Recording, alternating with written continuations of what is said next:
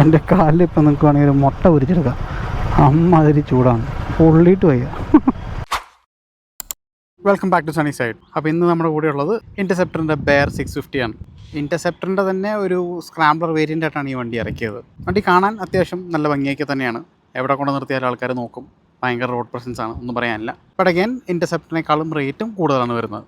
Almost ഒരു 40,000 to 45,000 rupees extra ആണ് വരുന്നത് ഇൻ്റർസെപ്റ്ററിനെ വെച്ച് നോക്കുമ്പോൾ. ഈ വണ്ടിയിൽ ഏറ്റവും ഇഷ്ടപ്പെട്ടത് ഇതിൻ്റെ ഈ സിംഗിൾ എക്സോസ്റ്റ് ആണ്. റോയൽ എൻഫീൽഡിൻ്റെ 2-in-1 എക്സോസ്റ്റ് ആണ് പറയുന്നത്. രണ്ട് സൈഡിലും എക്സോസ്റ്റ് വരുന്നത് ഇത് ഒറ്റ എക്സോസ്റ്റ് ആയിട്ട് മാറിയിട്ടുണ്ട്. വണ്ടിയുടെ സീറ്റ്സ് ആണെങ്കിൽ ഒരു ബെഞ്ച് സീറ്റാണ് കൊടുത്തിരിക്കുന്നത്.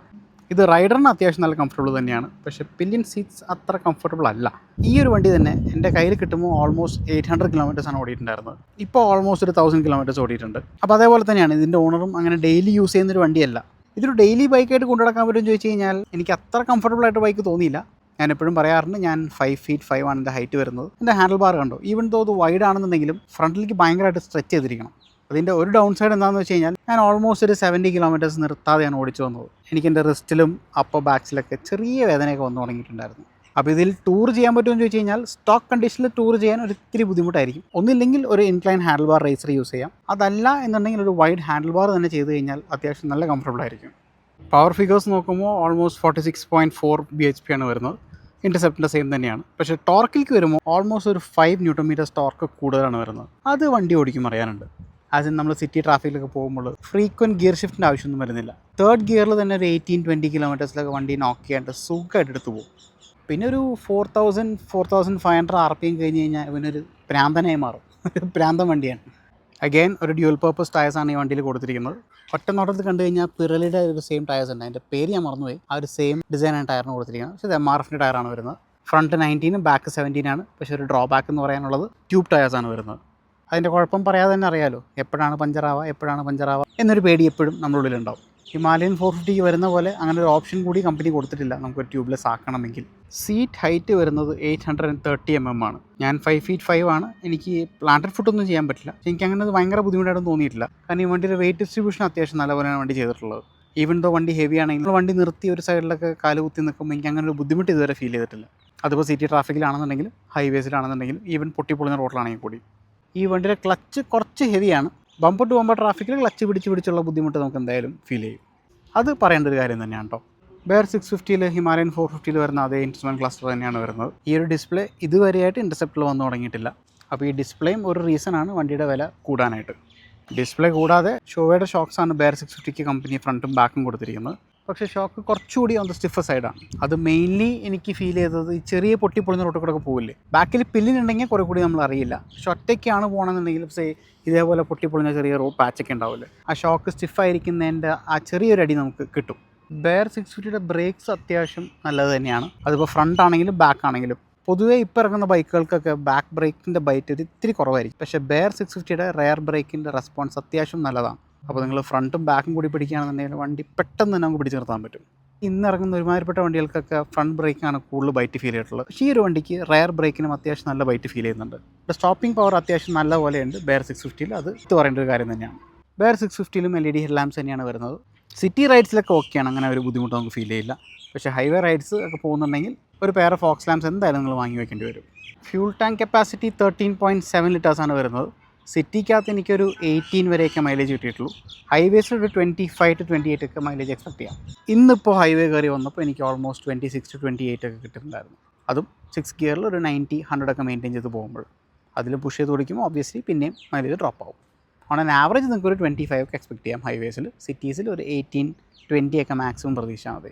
അതേപോലെ തന്നെ സിറ്റി റൈഡ്സിൽ അത്യാവശ്യം നല്ല ഹീറ്റാണ് വണ്ടി. നിങ്ങളൊരു ചെരുപ്പോ അല്ലെങ്കിൽ ഷോർട്ട്സ് ഒക്കെ ഇട്ട് ഓടിക്കാൻ ഉദ്ദേശിക്കുന്നുണ്ടെങ്കിൽ അതൊരു വെരി ബാഡ് ഐഡിയ ആയിരിക്കും. കാരണം സിറ്റി ലിമിറ്റ്സൊക്കെ വണ്ടി അത്യാവശ്യം നല്ല പോലെ ചൂടാവുന്നുണ്ട്. അപ്പോൾ നമുക്ക് കുറച്ച് ദൂരം വണ്ടി ഓടിച്ചുകൊണ്ട് സംസാരിക്കാം.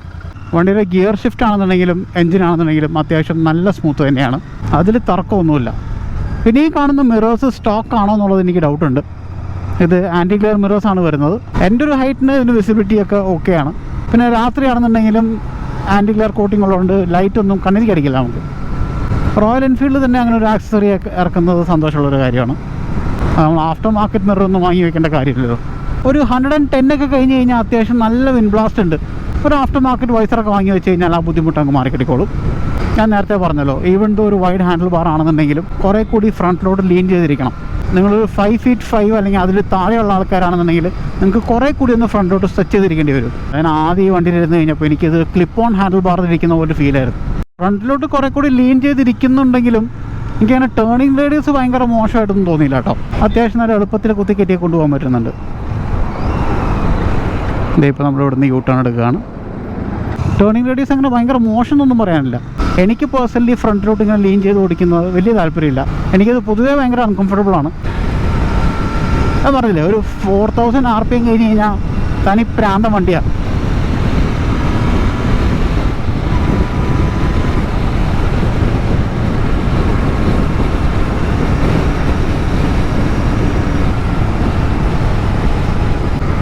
ഞാൻ നേരത്തെ പറഞ്ഞ പോലെ ഒരു ഇൻക്ലൈൻ റൈസർ അല്ലെങ്കിൽ ഒരു വൈഡ് ഹാൻഡിൽ ബാർ കയറ്റി കഴിഞ്ഞ് കഴിഞ്ഞാൽ വണ്ടി ഓടിച്ച് ഇറക്കാൻ ഭയങ്കര രസമായിരിക്കും. എന്തുകൊണ്ട് റോയൽ എൻഫീൽഡ് ഇങ്ങനൊരു ഹാൻഡിൽ ബാർ ഇറക്കിയെന്ന് ഇപ്പോഴും എനിക്ക് മനസ്സിലാവുന്നില്ല. കുറേ കൂടി റിലാക്സ് പോസ്റ്ററിൽ വരുന്നൊരു ഹാൻഡിൽ ബാർ ആയിരുന്നെങ്കിൽ വണ്ടി കലക്കിയാനെ. ബെയർ 650ക്കും GT 650 വരുന്ന പോലെ അഡ്ജസ്റ്റബിൾ ലീവേഴ്സാണ് വരുന്നത്. കാണാൻ നല്ല ഭംഗിയൊക്കെയാണ്. ഒരു ലീവറിൻ്റെ വില വരുന്നത് 5000 റുപ്പീസാണ്, if I am not wrong. അതുകൊണ്ട് റോയൽ എൻഫീൽഡിൻ്റെ അഡ്ജസ്റ്റബിൾ റിവേഴ്സുള്ള വണ്ടിയൊക്കെ ഓടിച്ചിറക്കുന്ന ആൾക്കാർ ഒരു പെയർ ഓഫ് ഹാൻഡ് ഗാർഡ്സ് വെക്കുന്നത് വളരെ നല്ലതായിരിക്കും.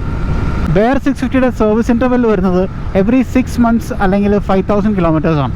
സർവീസ് കോസ്റ്റ് ഫ്രീ സർവീസ് ഒക്കെ കഴിഞ്ഞ് കഴിഞ്ഞാൽ നിങ്ങൾക്ക് ഒരു 3500 to 4000 ഒക്കെ എക്സ്പെക്ട് ചെയ്യാം. ഇൻ്റർസെപ്റ്റർ വെച്ച് നോക്കുമ്പോൾ ഇപ്പോഴും ബെയർ 650 റോട്ടിൽ കാണുന്നത് വളരെ കുറവാണ്. അതിന് കാരണം ഞാൻ നേരത്തെ പറഞ്ഞ പോലെ തന്നെ ഓൾമോസ്റ്റ് 40,000 to 45,000 റുപ്പീസ് എക്സ്ട്രാ ആണ് ഇൻ്റർസെപ്റ്റിനേക്കാളും ബെയർ 650 വരുന്നത്. അതൊരു ചില്ലറ എമൗണ്ട് അല്ലല്ലോ. പ്രാക്ടിക്കാലിറ്റി നോക്കുമ്പോൾ ആൾക്കാർ ഇൻ്റർസെപ്റ്റിൻ്റെ പുറകെ പോകുന്നതായിരിക്കും.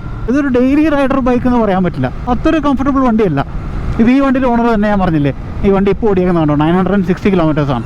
എൻ്റെ കയ്യിൽ കിട്ടുമ്പോൾ ഓൾമോസ്റ്റ് 800 കിലോമീറ്റേഴ്സേ വണ്ടി ഓടിയിട്ടുണ്ടായിരുന്നുള്ളൂ. ഈ വണ്ടി എടുത്തിട്ട് ഇപ്പോൾ ഓൾമോസ്റ്റ് 5 months ആയി. അപ്പോൾ ഈ വണ്ടിയിൽ ഓണർ ആണെന്നുണ്ടെങ്കിൽ കൂടിയും വീക്ക്ലി വൺസൊക്കെ ഈ വണ്ടി പുറത്തിറക്കാറുള്ളൂ.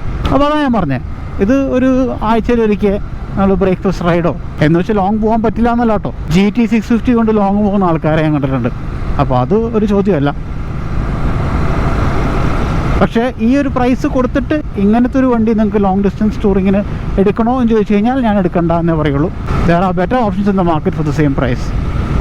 ഇത് അതിനുള്ളൊരു വണ്ടിയല്ല. ഈവൻ മൈൽഡ് ഓഫ് റോഡ്സിനും അടിപൊളിയാണ്. സ്റ്റോക്ക് വരുന്ന ഹോണ് ആക്ച്വലി നല്ലതാണ്. ഒരു ഡ്യുവൽ ഹോണാണ് വരുന്നത്. അത്യാവശ്യം ലൗഡാണ്. ഞാൻ അങ്ങനെ എപ്പോഴും ഹോൺ അടിക്കുന്ന ഒരാളല്ല. പക്ഷേ എങ്കിലും അത്യാവശ്യ ഘട്ടങ്ങളിൽ യൂസ് ചെയ്ത് കഴിഞ്ഞാൽ അത്യാവശ്യം ലൗഡാണ്. എക്സ്ട്രാ പെയർ ഓഫ് ഹോണൊന്നും വാങ്ങി വെച്ച് പൈസ കളയേണ്ട കാര്യമില്ല. ബമ്പർ ടു ബമ്പർ ട്രാഫിക്കിൽ നല്ല ചൂടാന്ന് പറഞ്ഞല്ലേ. എൻ്റെ കാലിൽ ഇപ്പം നിങ്ങൾക്ക് വേണമെങ്കിൽ ഒരു മുട്ട ഉരിച്ചെടുക്കാം. അമ്മാതിരി ചൂടാണ്, പൊള്ളിയിട്ട് വയ്യ. ഹെഡ്ലൈറ്റ് ഞാൻ കുറച്ച് നേരം മുമ്പ് പറഞ്ഞു. ഇപ്പോൾ ഇറങ്ങുന്ന എല്ലാ വണ്ടിക്കും LED ഹെഡ് ലാംപ്സ് ആണ്. അതുകൊണ്ട് പ്രത്യേകിച്ച് ഗുണമൊന്നും എനിക്ക് തോന്നിയിട്ടില്ല. ഒരു പിച്ച് ഡാർക്കിക്കൊക്കെ വരുമ്പോൾ തരക്കേടില്ലാത്ത ലൈറ്റ് ഉണ്ട്. ഇപ്പോൾ ലോ ബീമിലാണ്, ഇപ്പോൾ ഹൈ ബീം. തരക്കേടില്ലാത്തൊരു ഹെഡ്ലൈറ്റ് അത്ര പറയാനുള്ളൂ. പക്ഷേ ഹൈവേസിലൊക്കെ കയറുമ്പോൾ ഈ ഒരു ഹെഡ്ലൈറ്റ് പോരാതെയായിട്ട് വരും. അപ്പോൾ ഈ ഒരു വീഡിയോ ഇത്രയൊക്കെ തന്നെയുള്ളൂ. ബെയർ 650യുടെ എൻ്റെ ഒരു റൈഡ് റിവ്യൂ ആയിരുന്നു. എന്തെങ്കിലും ചോദ്യങ്ങളുണ്ടെങ്കിൽ നിങ്ങൾക്ക് താഴെ കമൻസിൽ ചോദിക്കാവുന്നതാണ്. എൻ്റെ Instagram ID ഞാൻ താഴെ കൊടുക്കുന്നുണ്ട്. ഇൻസ്റ്റാഗ്രാമിൽ നിങ്ങൾക്ക് എന്നെ കോൺടാക്ട് ചെയ്യാവുന്നതാണ്. ഇനിയൊരു വീഡിയോ കാണുന്നവരെ this is me Sunny. Thank you for watching. Take care. Ride safe. By.